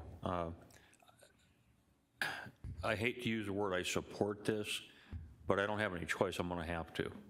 I don't find any fault in information that was given us. I think, again, I think y'all did the best you could with the information you had at the time, and hopefully we can work through this and keep the city moving. But I'm very proud of what the city's accomplished, and I think we just have to keep marching down this road. The downside to it is Councilmember Aldama and myself discussed not too recently ago about trying to figure out a way if we could ever start working towards getting rid of the food tax. I don't know how we even talk about that today when we have this inflation issue. So our citizens are going to pay for it. We as a council all live in the city. We're all paying for it too. So, Mayor. Go ahead. Thank you, Mayor. With regard to not having information in advance, Ms. Watanko came and met with me, and I believe I may have been the second council member, and we talked about that. And the fact that Ms. Watanko said I want you to know up front, I want to admit to you that we didn't come to you on time and we didn't have any information for you that we have today. I really respected that. I really do. The first things out of your comments were, I forgot to get you some information and we feel bad. I can appreciate that and I can respect that, so thank you so much for omitting that. But this isn't your fault. Kind of repeating what the mayor and others said, there's a fuel crisis. I'm having to pay more gas than I ever have before. I did ask some information of Ms. Wotanko, and I'll just share it. And this is just residential, this isn't commercial. Look, 632,000 miles those vehicles have driven, 280,000 gallons of gasoline. We are going to pay more, folks. I mean, this is not just sanitation. We're probably going to see this in police and fire and so forth. I'm like the mayor. I hate to use the word that I support it. It has to happen. It's the inevitable. If we don't do it today, we're doing it tomorrow. We had some great conversations, Ms. Wotanko and I, how we can mitigate this before we have to have an increase. There's just no way to do it. The mayor and I had a conversation last week on Friday. How do we balance this increase by maybe cutting the food tax? It's maybe just not the right time to do that right now. So I'll tell you, there's been some conversations had with myself, the mayor, and Ms. Wotanko, and some really tough ones. How do we mitigate it? We can't right now. Until the country's crisis and fuel changes, then we can tick this thing back down. But it's unfortunate, but it's the appropriate time to make the change. So thank you, but really, thank you for omitting that there was some information you didn't get to us on time, but I can respect that. Thank you, Mayor. Ms. Clark. Thank you, Mayor. Thank you, Mayor. Just as our family budgets are being strained, for instance, I used to go to the grocery store for weekly food shopping, and what now costs $200 costs $300. Plus, have you noticed that food packages are getting smaller while the cost for various food items continue to rise? Producers are passing on the costs of the inflationary costs that they're experiencing. We all know the pain going to the pump. I used to pay, maybe $25, $27 for gas. Last time I went, it was $67. I don't have a truck. If I had a truck, it would be around $100. Inflation is hurting every one of us, and it's no different for any city across the country. We're all experiencing the pain of inflation. Do you think this council wants to raise rates? Heck no. But it is what it is. And just as a producer, a food producer, pass on the cost to the consumer, keep in mind that our ratepayers, the people who use sanitation services, are the ones responsible for paying for that service. We have in Glendale what is called an enterprise fund, and sanitation is one of those enterprise funds. And enterprise funds means that the consumer pays for the cost of delivery, and that includes operations and maintenance for the equipment. That includes the rate increases on insurance, on all of the employees within the division. It's just the way it is. I'm not happy about having to approve a rate increase, but this is one department within the city of Glendale that I have perhaps the most confidence in of all the departments, 28 departments I think there are. This department has never played games. When they bring the suggestion of a rate increase to us, they have the data to back it up for good and valid reasons. So I've never been able to ding them when they bring their rate increases forward, although I've wanted to, but it's not possible. They do a good job. So no, nobody likes to see the cost of your sanitation delivery go up. But under the current national situation, we have no choice, and I think Vice Mayor made a very important point. This is just sanitation. What about police and fire? What does a fire truck get? 4 or 5 miles on a gallon of gas? Oh my God. You think they aren't going to be coming back asking for some kind of rate increase or some way to absorb their costs? What about police? All officers do is patrol all day long. They're going to be coming back to us for some kind of rate increase that we're going to have to figure out how to cover. So don't think it's just sanitation. It's going to affect other departments as well. Also keep in mind that in addition to fuel, the cost of electricity is going up. The city's electric bills are very high now. They're about to get higher. We're going to have to absorb a lot of increases in just the basic functions for a city to operate. It's something that no one likes, no one wants to do. It puts more pressure on families. We understand that because we're in the same boat that you're in. We pay for sanitation just as the public does.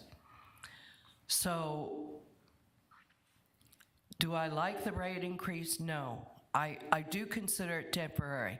I've talked to Ms. Wotanko extensively about that with the assurance that hopefully fuel prices will come down at some point. But next year we will take a look at those increases and see if they're still needed to be as high as we're imposing right now. So I do consider it temporary. And you got to be careful because I considered another tax temporary and look what happened to that one. But nevertheless, I support this department's request. As with regard to insurance rates, I don't care whether they had the right estimate or not in determining insurance rates. My insurance rates have gone up. We're covering the costs of national wildfires, floods, hurricanes. You think those insurance companies don't pass those costs on to us? Of course they do. Then add all the COVID claims under workman's comp. There were a lot of people who were sick. There were some people who were out of work for months at a time, couldn't come back to work, and were receiving workman's comp. It was just like a domino effect. So between what the insurance companies pass on to us and cities for disasters, in addition to all the COVID workman's comp complaints that rose dramatically, it's understandable that this will need to be covered not just in workman's comp, but in transportation, but all the departments. The entire city is facing an increase in insurance rates. So nobody on this dais is happy with what is going on, but we have got to bite the bullet, deal with it now, and hopefully in time things will abate and we'll be able to reduce the very things that we're asking for increases in. Thank you, Mayor. Mayor? Yeah, hold on a second. I've got. That's fine, go ahead. I've got 2 other people before you. Fine. Okay, Mr. Melner. Just one, I want to correct something that Councilmember Clark said. She kept referring to a rate increase.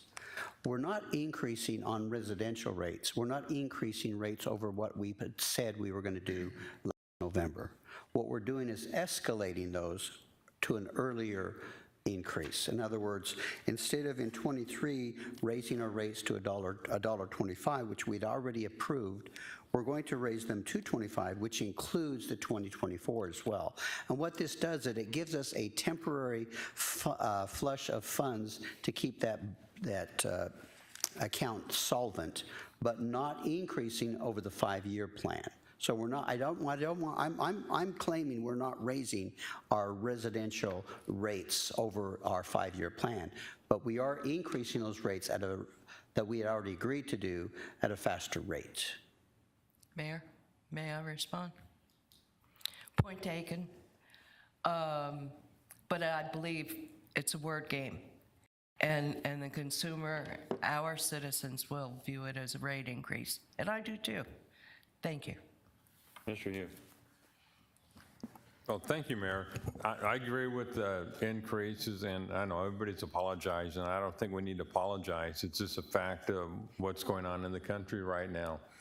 And we're doing the best, and people appreciate getting their waste picked up too. They don't want to haul it themselves. And I think we do it very economically and the best we can. Thank you, Mayor. Councilmember Thomas Chop. Thank you, Mayor. And look, I don't think asking to have the right fund balance information 5 months after the closeout of the year, honestly, is asking too much. But what I want to make sure is that the bulk of this doesn't end up on the plate of the residents, and I'm trying to, I see the 3% increase. I know you haven't gotten there yet, but the $1.54 based on our current flat rate is a 6.5% for fuel. The $1.54 that you're requesting for a fuel surcharge is 6.5% of their fee. And your model here is showing 3%, and it's called Fuel Insurance Adjustment 3% for commercial customers. I just want to make sure that we don't put more on the residents than we do on commercial. And what I'm seeing here makes me believe that that's what we're doing. So somebody can assure me that that's not, I mean, I'm doing the math is the math. And then the next question is, I noted that the June QAC meeting was vacated, and I want to understand why this wasn't run through QAC. They exist for this exact reason, and that they did not have their June meeting to evaluate and be able to make a recommendation to council. So I just wanted those two things, but $1.54 is 6.5% of $23.55. That's just math. That's not 3%, that's 6.5%. In addition to the escalated rate increases. So just looking at the math here, it looks to me like the bulk of this is being put on the residential customers over and above the increases being asked of our commercial customers. When I sat with you, you told me that the two commercial, I won't name them, they're our competitors, but the two commercial vendors that do commercial solid waste in this market are doing a 30-something% fuel surcharge. So I just want to make sure that we're being fair to residents. I understand where we are, and I'm not disputing the increased cost in fuel and the increased cost in inflation. The two things that I really want to, three things. I want to make sure that the burden's not being unfairly placed on residents. I want to make sure that we're not disregarding and excluding our commission that exists for this very reason, and that we get all of the information that we need in order to make good assessments of what the rate should be in the future. I don't think 5 months later, I mean, we should have had that information. Thank you. Mayor, members of council, let me address that issue then, because I think there's something that's getting lost on this. So, since I've been your city manager, we don't close the books out officially. I think we did it in January this year. It's a laborious process to close out the books from June 30th to where we go through audit and we verify the numbers. So one, when you say we need to have them sooner, there is no way that I can accelerate the final numbers of our budget. Excuse me. There's no way we can accelerate that number within the framework we have. So here's what caused the problem. So we overspent in capital because we did have vehicles arrive sooner than we thought, which we had a projected ending fund balance. That projected ending fund balance ended up being less when we closed the account out. What we've asked solid waste to do in the future is that as they're putting together a rate structure discussion with the council, is even though we haven't officially closed the books out, is to call down to Budget and Finance and to see if they have a more accurate number while we're still working towards getting a final number, recognizing that they could call down to Budget and Finance in September, ask for more updated information on where they think we're going to finish out the fund balance for the prior year, and they can give them more accurate information, but it still may change when it comes out in January. So rate setting is always a little bit of a lagging effort because you're always having to deal with things that are unforeseen. So again, we've closed that loop with directions to, to our solid waste so that in the future, just make another call to Budget and Finance to see if there's anything that they've identified. At the end, however, let's say we would have known that we were short on our balance, the recommendation to add $1.25 in the rate would have changed. We would have had to come in and change that number. So we would still be winding up in the same predicament we're at in terms of what the rate is to the to our ratepayer.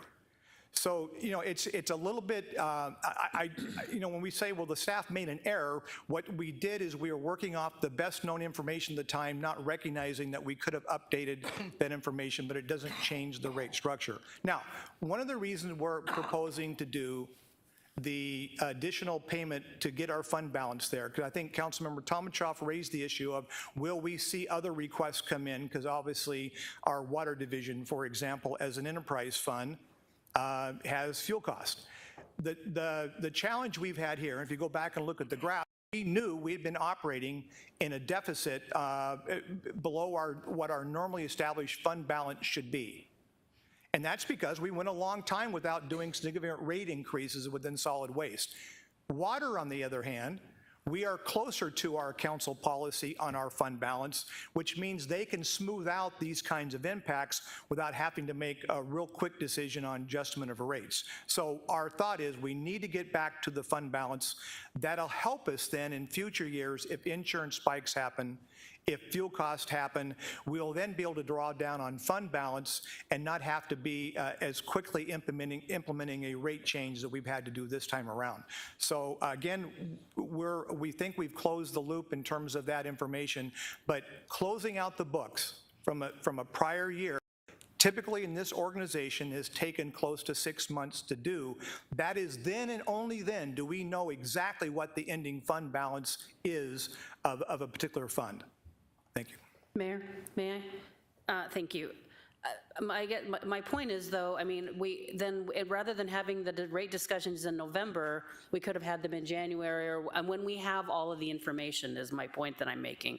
If we don't have all of the information, then we're guessing. So, but I would like an answer to the question about QAC, whoever has that answer. Why that meeting was vacated and they've been excluded from this process. Mayor and council members, Councilmember Tomachoff, the QAC meeting for June was a plan vacate, and we've been working up until yesterday afternoon to finalize this, making sure we've got good numbers, working with Budget and Finance. So we were just trying to get to council and be much more agile than government typically is. Recognize that we did not go through QAC, and we should have. We do plan on going back to them in August and reconciling this. Okay, so you don't need consensus. Yeah, Mayor, we're not quite finished, and we do need consensus, so we'll be there in a second. Right. Turn that off, sorry. Here's a look at the solid waste fund balance. So we've discussed that quite a bit here, but on the bottom box, you'll see the council policy on our ending fund balance, which is 10% of our operating budget. And as you can see on the top box is what our current fund balance will look like without any rate implementations or without loan prepayment. So you can see in FY22, it's this year, we'll be finishing the year negative $1.2 million. And then as we go out in the years, we are negative all the way out and finishing in FY26 in our 5-year forecast at negative $3.2 million.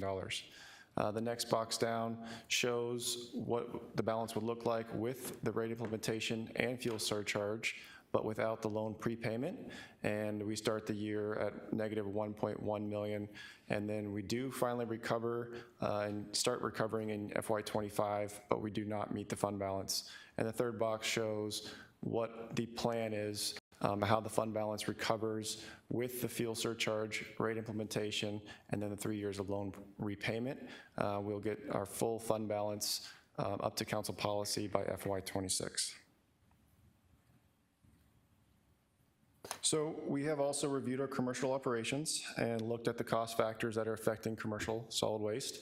Commercial solid waste is its own division and is cost accounted separately, so we do ensure that the commercial operation is not being subsidized by residential customers. The 3% increase, it varies per customer based on the size of the container, frequency of collection, and then the number of containers that they have. So while a resident's house may see $1.54 per month, the cost of 3% per a container could be $20 to $60 a month, depending on size of container. So it is a different inflation factor, and we're talking about more dollars per customer than we would at the residence. So that's why the 3% covers it. We did a rate model. We modeled everything out to cover our cost and ensured that we would make and match what we were losing as fuel and insurance and what we were negative for that amount. So as you see here, we have the approved rate increases that council approved, 8% in FY23, 7% in FY24, 5% in FY25 and 26. We are proposing a fuel insurance adjustment of 3% that would cover this year's, it would cover FY22's loss and FY23's projected losses, and then we would review that in the budget process for FY24 and beyond. And with that, I'll turn it over to Michelle. So Vice Mayor and Council, our recommendations to you, we've always got two choices. One's to keep, decrease our expenditures or increase our revenue. Based upon recent conversations we have had with Mayor and Council and residents, we are recommending we keep our current level of solid waste services. So the rates that you've seen in the proposed adjustments presuppose that we keep our current level of solid waste service, and we are asking for kind of council consensus on that we should not look at altering our service level. Vice Mayor, is that? Yes, thank you so much for the request for consensus. Any other questions from the council? Councilmember Melnar. Thank you. I just want to clarify, because the question was raised regarding residential and commercial. I want to make sure that I heard correctly. That the residents are not subsidizing any commercial expense because they are, I thought you said they are totally separate entities, more or less, and so they don't cross over, and we could not be charging commercial or residents for commercial. Is that correct? Or Mayor, council members, Councilmember Malinar. So in our budget, we have separate items for commercial business and residential business, so they have separate expenditures and revenues. So we can break those out, and we have broke those out in these models to ensure that we're covering our costs of our residential service, that we are covering our costs for our commercial service. The commercial services will not be subsidized by residential service. Okay, that answers that question. Thank you. Mayor? I don't know if you saw me, I did have a question. I still don't, I mean, a percent is a percent, so the dollar amount is irrelevant. If it's 3%, then it's 3%. So 3% would be, for residential, would be 75 cents or somewhere in that, around there. And 3% based on the bill, 3% for commercial, still based on the bill. So I guess I'm a little lost about how that's different, because $1.54 is 6% of $23.55 all day long, every day. My other question is, based on your chart that you gave us, you can see the spiking fuel prices back in February, March, April. I still don't understand why at that time, I'm sure probably conversations were beginning that we have an issue we need to address, and QAC still was excluded from the conversation, and to bring them in after the fact, I don't even know what the point of that would be, so. I just don't know why they weren't brought in. I mean, it's not like this surfaced, the middle of June. We knew about this for quite some time, and they weren't brought into the conversation. And I value their input and their recommendations that they make to us, and we're not going to have the advantage of having that. Mayor and council members, Councilmember Thomas-Ruff, if I might address the commercial, the 3%. So when we did the residential rate increase, we looked at bringing the rates up gradually over time, and it was a planned drawdown where we knew we weren't recovering our rates. We were more aggressive when we did our commercial rate increase. We went high initially and then smaller increases. So our commercial operations was more robust and was recovering their costs. And so the 3% doesn't have to cover as much as we need to in residential, and that's the difference between the two. We modeled them out separately. It was a huge effort to pull them out, to do two separate models and then try and bring them back together. And this was done not just solid waste staff, this was done, and Amy Lindsay in our budget and finance department, our budget administrator, did a Herculean effort on this. She put a lot of effort into this so that we could model these out. And so the 3%, because commercial was already more robust and was covering much more of their costs, the 3% on top of the 8% works and covers its costs going forward. All right. We have a consensus? Yes. Yes. We do have a consensus. Okay, and Mayor and Council, I just want to bring back up that the 1.6 million, because the 200,000 was already part of the plan for this year, the 1.6 million will be on the voting agenda for tonight's meeting. Okay. Thank you. City Manager's report.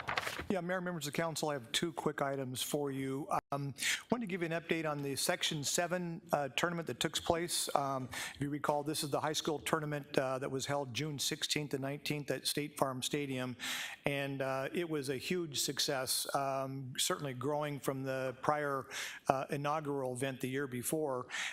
They had actual attendance. Now, the attendance does not include the players and the teams, the coaches, the scouts, and the media that followed this, and there was a substantial amount of those in attendance.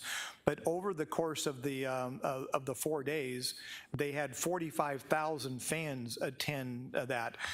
So that was incredibly successful. There were all kinds of people from the NBA, NFL, and different college stars who were in attendance. It was really quite an interesting of how much it grew just between one year over the other.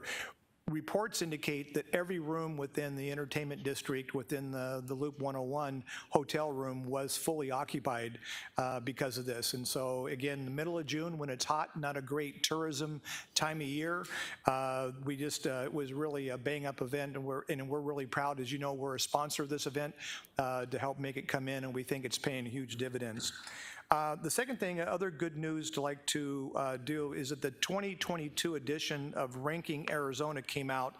And so this is a very comprehensive business opinion poll. It's probably the most significant one that's done in Arizona. And so they came out with their list of the top 100 best places to live and work in Arizona for 2022. Again, this is not done from government. It's done from polling of the business community. It's a very comprehensive poll. And the city of Glendale was ranked in the top 100 of the best places to live and work. We were one of only 8 cities to land in the list in Arizona on that list.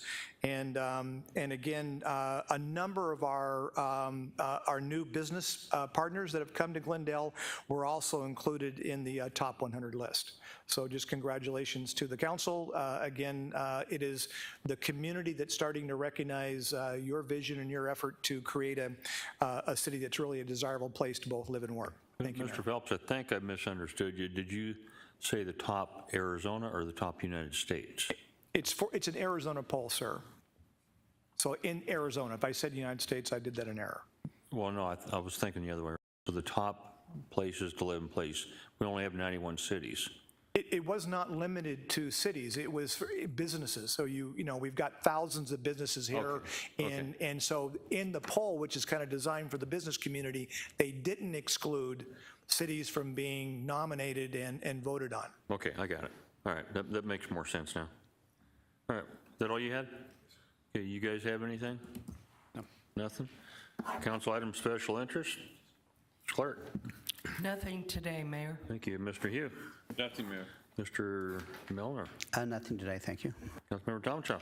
Yes, Mayor, I do have one item. I've noticed the last, for quite some time now, when I'm in the city parking garage, I've noticed employee vehicles that I recognize plugged into the charging, personal vehicles plugged into the charging in the city garage. And I'm a little, I mean, I think a charge lasts 200, 250 miles. So I'm not sure why somebody would be charging their vehicle. Well, I think I do know why people would be charging their vehicle in the city parking garage, but I would like to at least have a discussion on whether or not we want to have a policy that addresses that. To me, that's no different than going to the city pump and filling up your tank. As Councilmember Clark mentioned earlier, costs are going up. We just talked about increasing rates for solid waste. We're dealing with inflation.